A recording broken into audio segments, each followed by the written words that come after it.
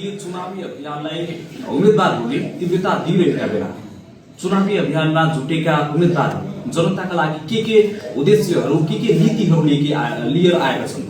उहाँहरूको उम्मेदवारी आएपछि जनताहरूमा त्यति विश्वास फलाउन सकेको छ कि छैन, जनताहरू उहाँहरूको उम्मेदवारीपछि कतिको सन्तुष्ट हुन सकेको छ।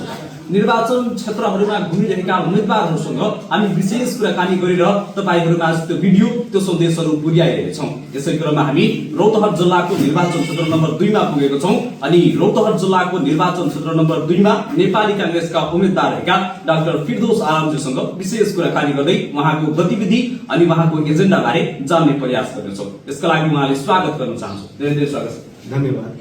मान्यजी, योभन्दा पहिला पनि निर्वाचनमा तपाईँ घुमिनु भएको थियो, जनताहरूले अलि सानो विश्वासको मतले तपाईले पराजय गरे।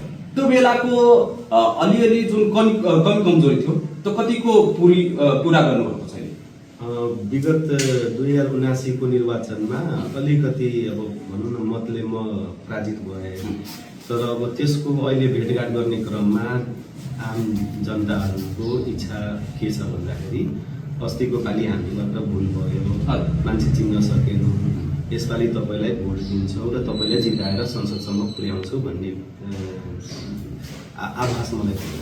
माननीयजी, अब पुरा यो पनि आइरहेको छ कि अहिले उम्मेदवारहरू जेन्जी हुनुपर्ने हुन्छ अनि त्यसमा पनि एउटा तपाईकै पार्टी अनि एमाले सरकारमा भइरहेको बेला जुन चाहिँ आन्दोलन भयो, त्यो आन्दोलनले पनि तपाईको पार्टीप्रतिको अलि जनतामा आक्रोश बढाइदिएको छ। यो अवस्थामा कतिको चुनावी अवस्थाहरू चुनौतीपूर्ण बनेको छ हजुरको लागि?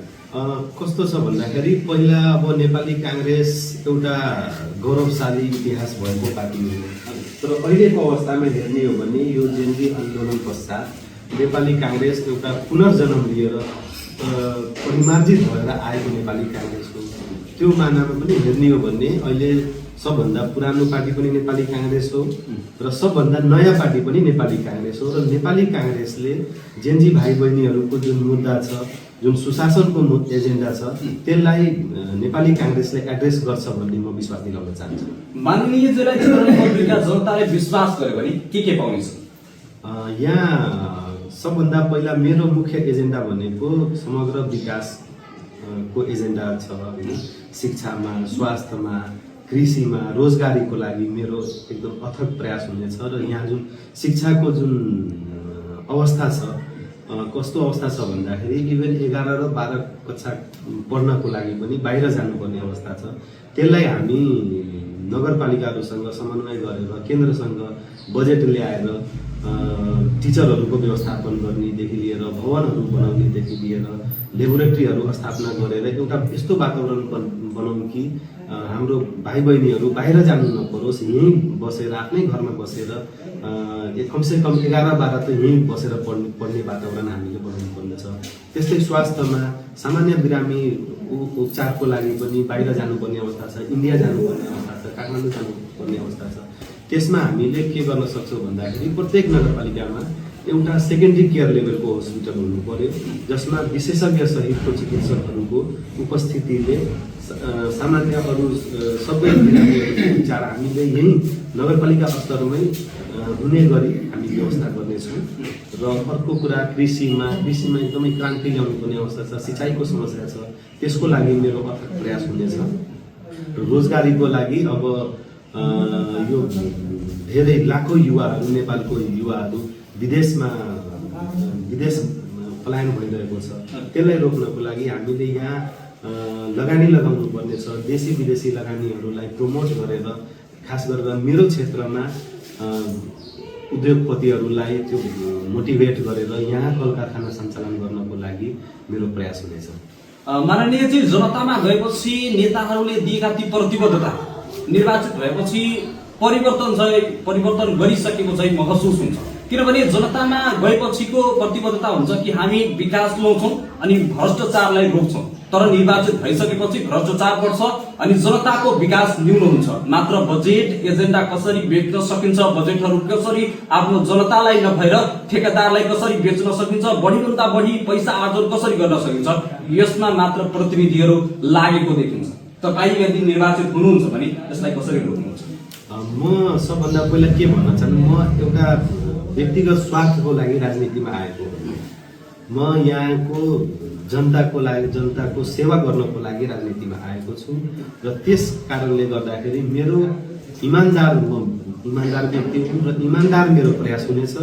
यो बजेट सजेट बेच बिक्री यो मेरो परिवारले पनि कहिले पनि गरेको छैन र सच्चा निस्वार्थ भावनाले म यहाँको जनताको लागि दिन रात खटेर मेहनत गर्छु।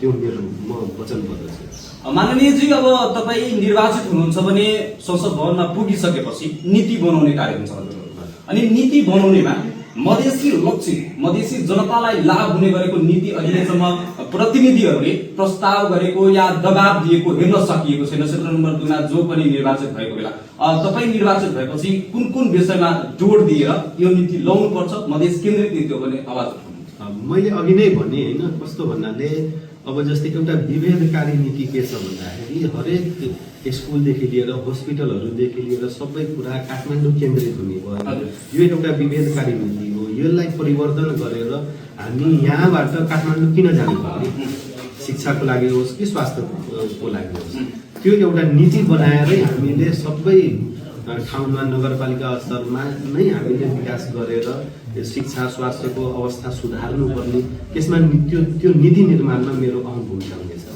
निर्वाचित भएपछि जनप्रतिनिधिहरू काठमाडौँ केन्द्रित भएछ। उहाँसँग भेट गर्न धेरै गाह्रो भइहाल्छ। उहाँले फोन गर्नुपर्छ, मान्छेले तपाईँसँग भेट गर्ने आइदिनु, यसो समस्या छ सुनिदिनु न। निर्वाचित भएपछि तपाईँ कतिको जनतामा जानुहुन्छ? म अब संसदको अधिवेशन हुने बेला त त्यहाँ हुनुपर्ने भइहाल्यो, तर त्यो नभएको बेलामा म यहीँ रौतहट क्षेत्र नम्बर 2 को जनताहरू बिचमै हुनेछु भन्ने बाचा गर्न चाहन्छु। समय र समाजको लागि विशेष धन्यवाद। धन्यवाद।